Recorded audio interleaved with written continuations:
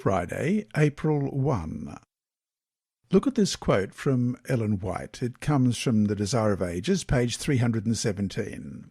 "It is thus that every sinner may come to Christ, not by works of righteousness which we have done, but according to his mercy he saved us," it says in Titus 3:15. When Satan tells you that you're a sinner and cannot hope to receive blessing from God, tell him that Christ came into the world to save sinners.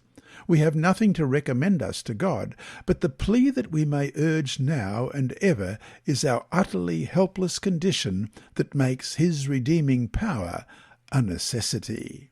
End of quote. What a powerful idea! It's our utterly helpless condition that makes Christ as our Redeemer a necessity.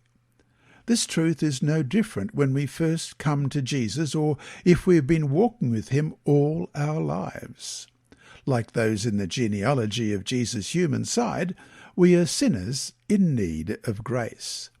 Our obedience to the law, our overcoming sin and temptation, and our growth in Christ, however much these are parts of the Christian life, are the results of salvation and never the cause. Whether the thief on the cross or a saint translated at the second coming of Jesus, we are all in an utterly helpless condition that makes his redeeming power a necessity. How crucial that we never forget this foundational truth. And that brings us to our two discussion questions for this week. 1.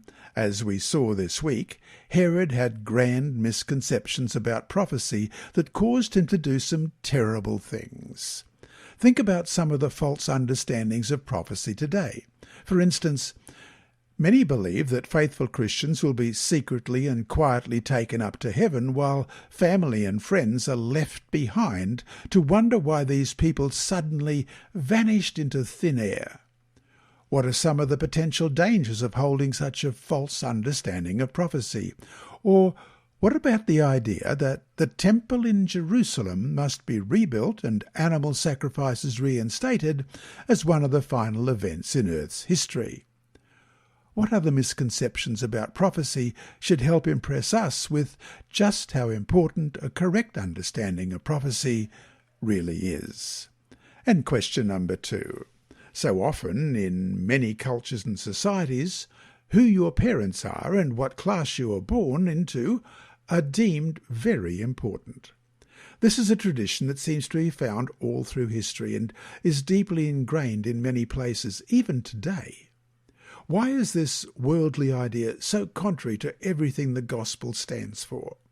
Also, how should the idea of being born again impact the way we look at the whole question of what class or social structure that we or others were born into?